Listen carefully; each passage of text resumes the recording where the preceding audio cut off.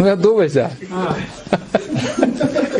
الحمد لله وصلى الله على سيدنا ومولانا محمد وعلى آله وصحابته أجمعين وبعد walaalkeen wuxuu iga codsaday dhacdo yar oo caawan ugu dhacday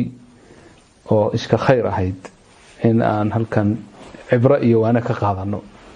laana muuminka wax kasto soo mara cibro iyo waana buu ka qaadanaya alxayaa kullaha cibro iyo waana inay ku noqoto marka anagoo booqasho ku jirra oo guri soo booqanayna guriyahan magaalada Ankara kamid ah oo cusub cimaarada cusub oo la dhisayo koox waxaanu dhannayn marka 8 baan u maleynaya 8 baan u ahayn marka bahalkan wiishka ama asanseerka leeyahay ayaanu isugu nimid in yar baan markii hore ku galay laakiin wadaadnaga mid ay yiri yadullahi ma'a al-jamaa'a dhanba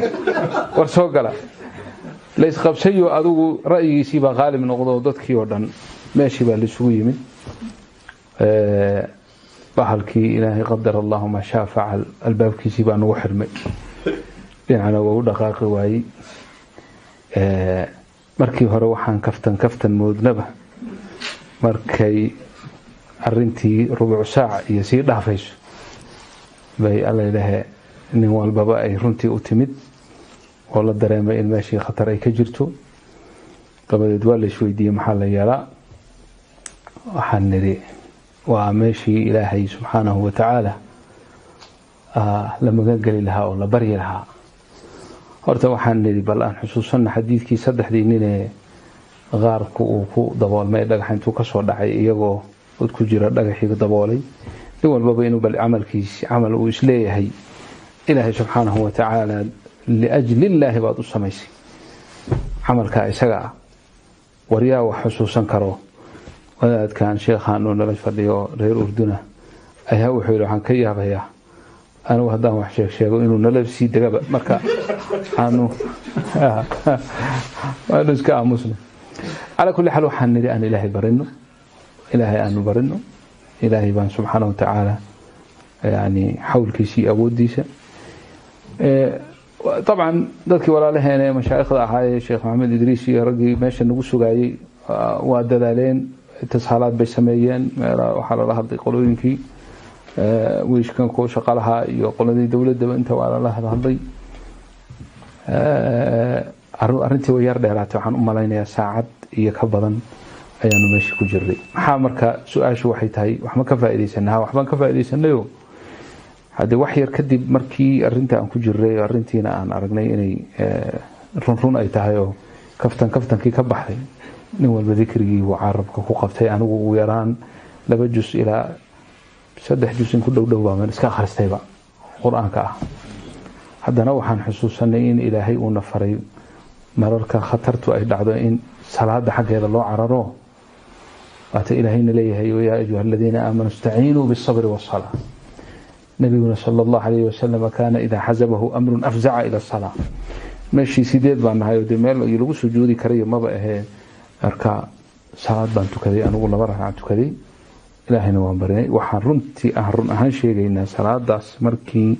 aanu dhameynay baa ilaahay farajkii bilaabay oo aanu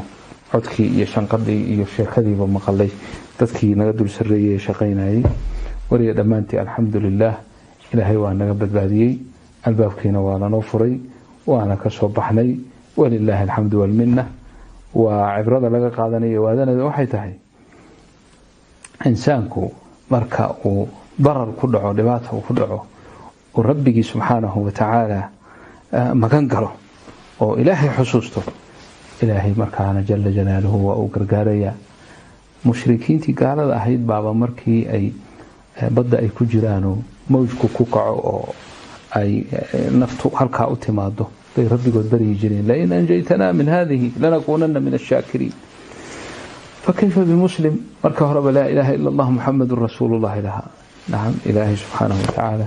gargaarkiisu waa u dhow yahay subhanahu jalla jalaaluhu adu arintaas iska yar bay ahayd aayado badan oo quraanka aan akhrinayno oo soo maray ay kamid tahay ma asaba min musibatin illa bi idnillah wa man yu'min billahi ajib aniga ruuci aan akhrinay juzki aan mali wardiga maray laba aayadood oo labadaba arinta khusaysan soo martay ما أصاب من مصيبة في الأرض ولا في أنفسكم إلا في كتاب من قبل أن نبرأها إن ذلك على الله يسير. halkaas waxa lagu leeyahay canaanta iska dhaafay wadaadkii aan haysanay waada waxaan sabab ninka miskiinka la iska haystay laha waxaan muqaddar bay hore u ahaayeen laga helo ayda kalena ma asaba min musibatin illa bi idnillahi ومن يؤمن بالله يهدي قلبه والله بكل شيء عليم. ولكن شيء iska basiid ah الحمد لله dhulkuna aad buu qabowga ma aanan ku rafaadin naftuna lagu macashoomin korontadu waa shidnayd marwaxadu ay noo shidnay insaanka ayaa khalkhal iyo ma aragtay walwalkiisu iska badan yahay oo naf jacaylka iska jirtaa ma ahayne wax weyn oo khatarna ma sii ahayn billahi alhamd kan yaqra man yujib al-mudtar sheekh yusuf wuxuu akhrinaya man yujib al-mudtar nin walba wuxuu akhrinaya ayadii marka khayr bay ahayd alhamdulillah nasoo maray هذا والله ولي التوفيق صلى الله على سيدنا محمد وآله وصحابته أجمعين. iibinta guryaha kareenta guryaha iibinta dhulka iyo kareenta dhulka dhammaan adeegyadan waxaad ka heli kartaa Horseed Real Estate. sidoo kale Horseed Real Estate waxay ku haysaa guryo goglan oo la kareynayo oo ku yaala magaalada Hargeysa iyo sidoo kale goobo ganacsi oo la kareynayo oo ku yaala magaalada Hargeysa. wixii faahfaahin dheeraad ah kala xiriir nambarada iyo ciwaanada shaashada kaaga muuqda. mahadsanid.